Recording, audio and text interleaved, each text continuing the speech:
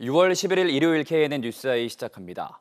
점차 일상화되고 있는 마약 범죄의 심각성이 지역으로 번지고 있습니다. 최근 부산 경남의 외국인 마약 사범 비중이 높아지고 있는 가운데 생활하수를 통해 추정한 마약 사용량은 전국 최상위권을 보이고 있습니다. 황보람 기자가 취재했습니다. 해경과 한 외국인 남성이 몸싸움을 벌입니다. 이 남성이 타고 있던 차량에서는 엑스터시 수십 알이 발견됩니다. 시더스 두봉. 두봉? 예, 두봉입니다. 두봉지. 지난달 해경에 붙잡힌 베트남 국적 외국인은 모두 15명. 남해안 지역 어선이나 조선소 등에서 일하며 6,500만 원 상당의 마약을 유통 투약했습니다. 필로폰과 카페인을 합성한 신종 마약, 야바를 밀수해온 태국인들이 잇따라 적발되기도 했습니다.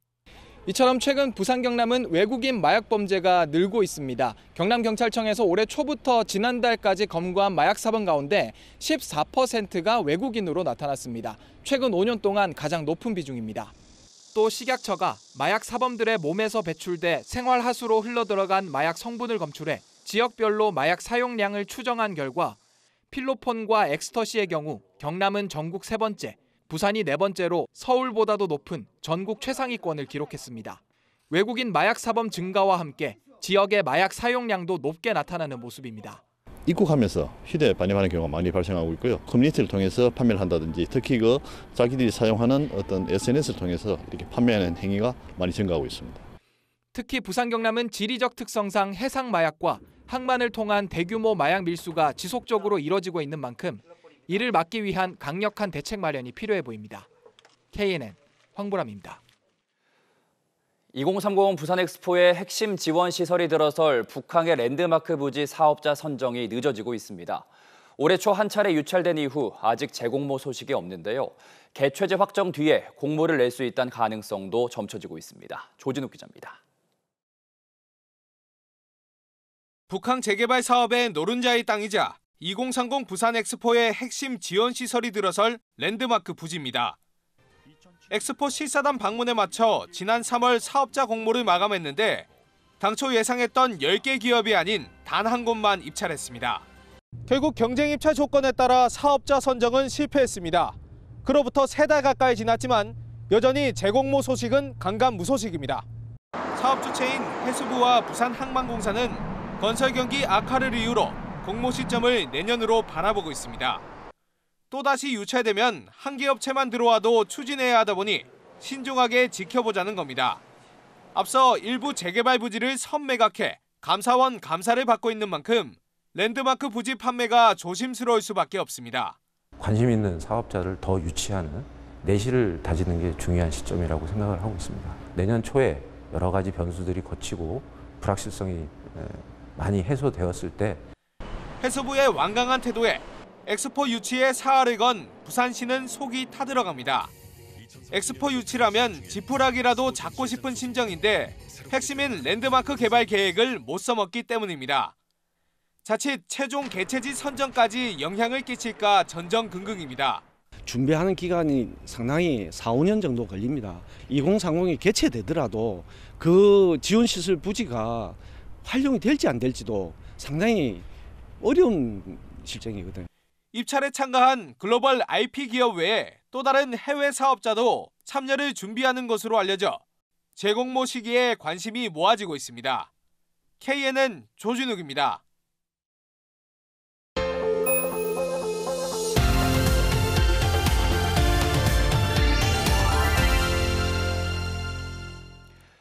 유니콘 기업을 꿈꾸는 스타트업은 차별화된 기술력 확보가 관건인데요.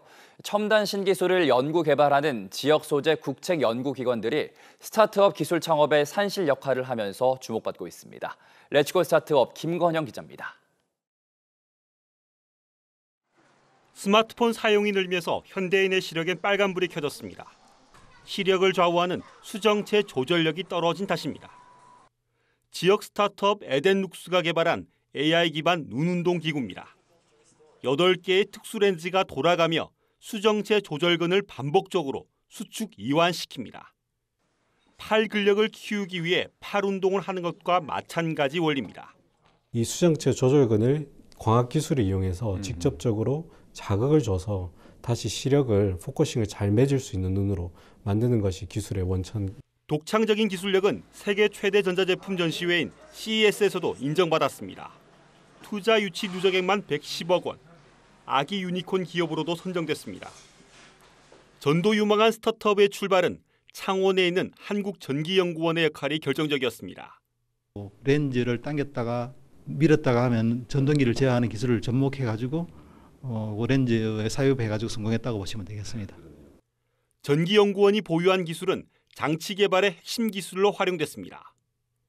덕분에 개발 비용과 기간을 크게 줄일 수 있었습니다. 국제기관에서의 그런 연구 결과물들을 잘 활용해서 어떻게 보면 저희 응용을 시킨 거죠. 훨씬 더 빠른 시장 진입을 할 수 있었던 것 같습니다. 국내 유일 전기 전문 연구기관인 한국전기연구원은 다양한 지능형 의료기기 연구 개발에도 나서고 있는데요. 바로 관련 기술 창업에 거점 역할을 할 수 있습니다. 액상형 항균 항바이러스 첨가제를 개발한 지역 유망 스타트업 트윈위즈. 포스트 코로나 시대에 걸맞는 기술력으로 대기업 러브콜을 받고 있습니다. 이 업체는 또 다른 국책연구기관인 한국재료연구원의 연구소 기업입니다. 연구원이 한국재료연구원에서 계속해서 5년 동안 연구 개발을 하면서 실제 기술이 상용화된 거는 한 1년 정도 됐다고 보시면 됩니다. 국책연구기관 등의 우수 과학기술로 지역산업혁신을 추진하는 사업이 바로 강소연구개발특구입니다. 2020년부터 본격화된 창원 강소특구에선 23곳의 연구소 기업과 34곳의 특화 분야 창업기업이 설립됐습니다. KNN 김건영입니다. 산업은행 부산 이전이 노조와 서울 정치권의 지속적인 반대로 여전히 교착 상태에 빠져 있습니다. 하반기 본격화될 2차 공공기관 이전 논의와 묶어서 협상해야 한다는 주장이 나오고 있는데 여야는 여기에도 입장차를 보이고 있습니다. 보도에 김상진 기자입니다. 여의도를 메운 산업은행 노조원들. 노조의 사는 부산 이전 반발이 1년 넘게 이어지는 가운데 최근엔 내년 총선과 결부시키는 것이 눈에 띄입니다. 총선을 위해서 그리고 윤석열 대통령의 지지 기반을 확고하게 하기 위해서 국토균형 발전이 아닌 PK 중심 발전에 정치적 목적에 의한 이전이라는 주장에 서울 부산의 지역 갈등 프레임까지 더해져 사는 이전은 교착 상태에 빠졌습니다. 부산 민주당 의원들은 최근 하나둘 터져나오는 지역별 2차 공공기관 이전 요구와 묶어 사는 이전을 논의하자고 나섰습니다. 지역 입장에서는 사는 이전과 시너지를 낼 기관들의 추가 이전까지 같이 협상하는 것이 낫다는 주장입니다. 산업은행을 중심으로 국책금융기관들이 함께 부산으로 와야 부산이 실질적인 금융중심지가 되고 그러려면 2차 공공기관 지방 이전이라고 하는 큰 그림이.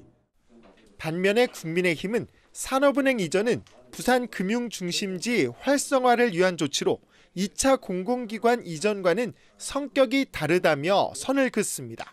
거기 묻혀가면 우리께 상대적으로 쪼그라들 위험성 때문에 우려는 있지만 일단은 산업은행은 고시를 해놨고 하니까 그대로 가겠다. 서울 민주당 의원들의 사는 이전 반대를 물타기 하려는 꼼수라는 지적도 나옵니다. 시간은 자꾸 가는데 지역 여야 간 교집합을 찾아내기가 어렵습니다. 일찌감치 시작된 산업은행 이전 논의가 계속 늦춰지면서 결국 2차 공공기관 이전 논의와 맞물리는 상황까지 왔습니다. 딱히 뚜렷한 돌파구가 보이지 않아 답답함을 키웁니다. 서울에서 KNN 김상진입니다. 오늘 오전 11시 반쯤 경남 통영시 욕지도 인근 바다에서 60대 A씨가 물에 빠졌다가 구조됐지만 끝내 숨졌습니다. A씨는 일행 2명과 함께 수중 레저를 하고 있었던 것으로 확인됐으며 해경은 관계자 진술 등을 토대로 정확한 사고 원인을 조사할 예정입니다. 부산의 하수도 사용 요금이 내년부터 3년 동안 해마다 8% 인상될 것으로 보입니다. 부산시는 이 같은 내용을 담은 조례 개정안을 마련해 입법 예고하고 내년 1월부터 적용할 계획입니다. 부산시는 하수도 사용료가 지난 2019년 이후 동결됐고 하수 처리 비용 상승 등으로 요금 인상을 추진하게 됐다고 밝혔습니다. 경남 창원시가 여름철 기온 상승에 따른 사고 예방을 위해 압축 천연가스 시내버스에 대한 특별 안전 점검을 실시합니다. 창원시는 오는 28일까지 11개 운수업체 459대 버스를 대상으로 가스 설비와 배관 등 고압가스 연료 공급과 관련된 장치 전반을 살펴보고 결함이 있을 경우 운행을 제한한 뒤 정밀 점검 등 후속 조치에 나설 방침입니다.